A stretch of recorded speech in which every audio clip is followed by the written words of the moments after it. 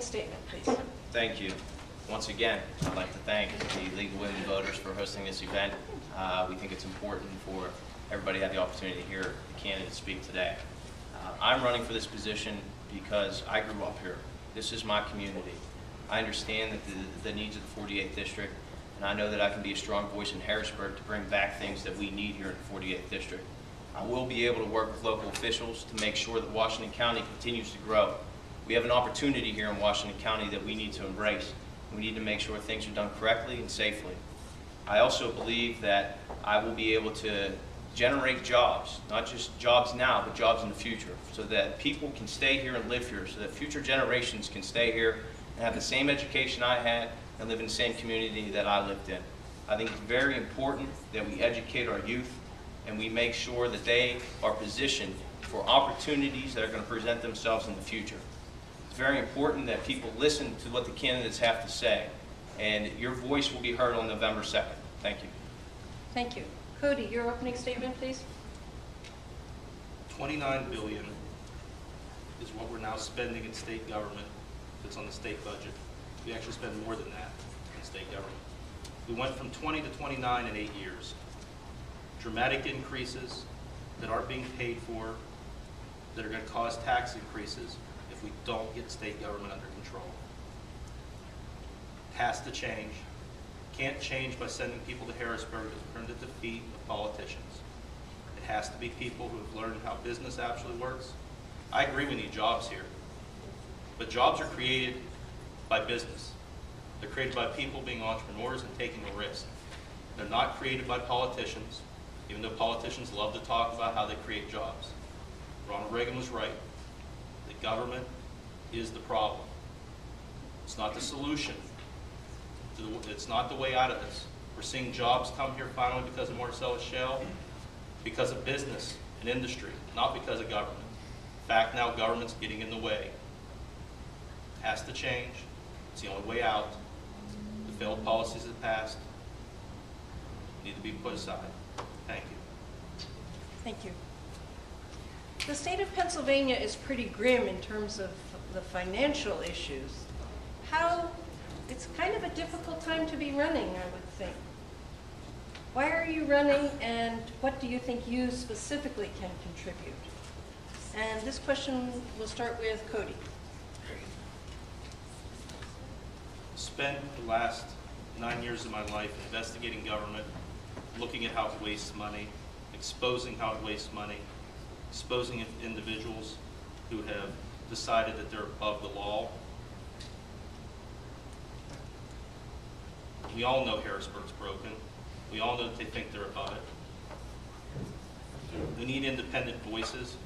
People aren't getting help from their party, from people that are already causing this. We can do better. We can actually start to change government, make it work.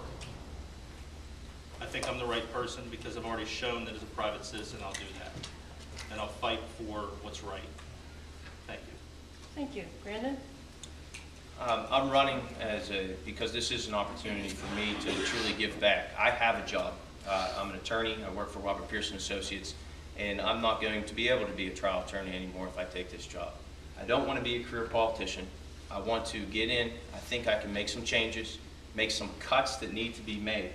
There are cuts that need to be made, and we need to delve into the bureaucracy that has been created and look to see what we can cut, but still provide the necessities to our people, because government is there to help. It's not there for us to overspend and be a burden on people, but we are there to help, and we do have basic necessities, and we do need to make sure that education is taken care of. We do need to make sure that our children are taken care of. We do need to make sure that our seniors are taken care of. I'm running because it is a true opportunity for me to give back. I'm going to be able to be a strong voice in Harrisburg. I'm not going to sit idle. I'm going to be at the microphone. That's what I like to do best. I'm a trial attorney. I like to stand up and talk and fight for what people need here in Washington County. Thank you. Thank you. We've seen a pretty high level of partisanship at the national level, but it's also occurring pretty strongly in Pennsylvania too, and even down in some of the local, at the local level. What issues do you think that Republicans and Democrats could work together on? If you were elected, would you be able to help with these issues in particular? And this question will start with Brandon. One prime example that is a bipartisan effort is the bill that will be passed by the Senate this week, likely to be passed by the Senate this week. It's to address the pension problem with teachers. And the bill was passed 195 to 6 in the House, which is a bipartisan bill. I think it's common sense government. Anything that's common sense, the Democrats and Republicans have to come together. It's not about a party. It's not about anything else. It's about you. It's about how we can make sense of what Harrisburg does that affects you. Once we go to Harrisburg, we can't forget about people in the 48th District. I think there are opportunities when it comes to the Marcellus Shale tax that they're arguing right now. They have to come to the table and work together, or nothing's ever going to get done. I think the people are tired of partisan politics. I think that the relationships that I've developed, I'm able to work across the aisle and help bring bipartisan bills to the floor. And I'm willing to do whatever it takes to sit down with either party and make sure that common sense government takes effect. Thank you. Thank you. Cody, in what areas do you think you could contribute where Democrats and Republicans could work together? We need to cut spending. We need to get it under control. And I think that both parties, and I was happy to hear Brandon say this, both parties understand that. But it's where we cut. I used to work in social services. We overspend in social services and underperform.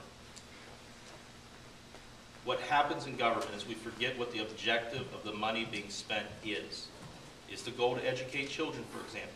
Then we should educate children in the best way possible, whatever that is.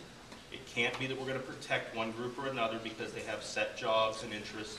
We have to be interested in first educating children. If we're working with people that are having problems with drug and alcohol, isn't the goal of the program that we get people clean? Having worked in it, I can tell you what it is. It's to shuffle paperwork, move money. That's what really happens. And it's your money being wasted. And those people out on the street aren't being helped. I was at Christian Outreach today, and I got to see how